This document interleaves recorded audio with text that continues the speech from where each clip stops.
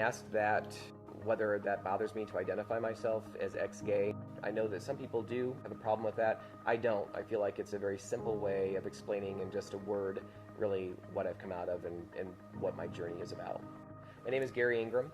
I'm the pastor of Soul Care Ministries at a church in Endicott, New York. As far back as I can remember, I've wrestled with same-sex attraction. I grew up in a home with a mom and dad who were Christians, and we went to church every Sunday and Wednesday night and all of that. I was very lonely. My father and I had absolutely no bonding together at all.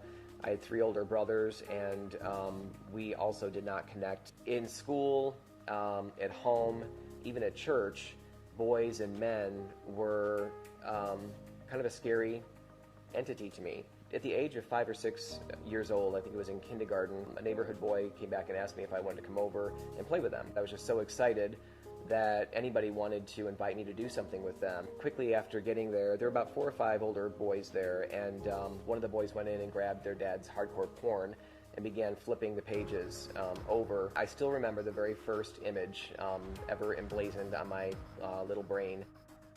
I went that day into just a lot of shame, a lot of fear, a lack of really understanding what happened. When I finally did hit puberty, frankly, I was an immediate porn addict. I couldn't get enough of it. I would do whatever I could to steal it, and in all of my attractions, I was horrified to realize that my attractions were toward men. The word abomination was what I immediately associated with homosexuality. In church, they didn't make much of a distinction between the behavior and the person, and I felt like I was an abomination. At the same time, I also had a growing anger and resentment toward God. My feeling toward God is, where the heck were you at 5 and 6 years old when this stuff happened to me? Because I knew that it had to have been a contributing factor in some of my same-sex attraction.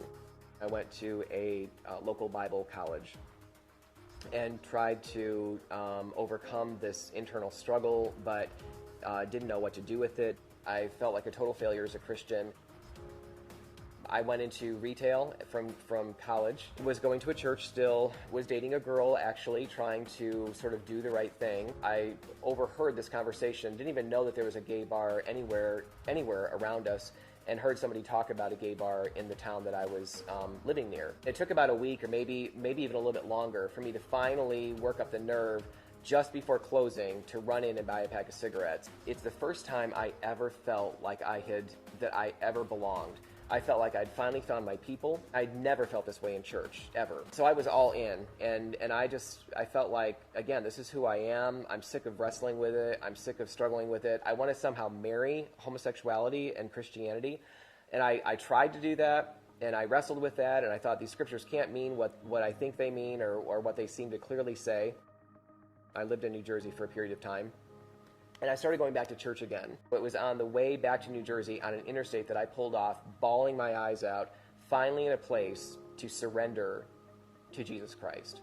No longer just wanting fire insurance, no longer just wanting a free ticket without any responsibilities. I felt so used up and so old at the age of 21 or 22 years old that I just wanted Him.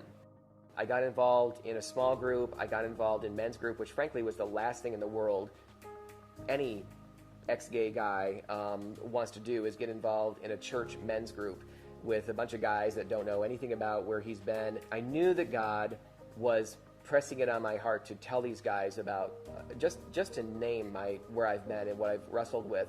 And I deliberately disobeyed and kept putting it off and kept putting it off. I finally named that I've struggled with homosexuality and pornography, and I never want to go back there again, is what I said. I'm staring at the ground in shame. The leader got up and put his hand out, and I'm like, no one's leaving the room, that's a good sign. He not only shook my hand, but he reached out and he pulled me up and he wrapped his arms around me and gave me a huge hug and said in my ear, "I'm so glad that you're here." Well, frankly, I couldn't believe that. I'd never been treated like that. Maybe I could have been, but I'd been too fearful early on from some of my past experiences to do that. There is nothing I've engaged in my lifetime that has been harder than yielding what felt like an identity, what felt like inborn traits, did feel that way.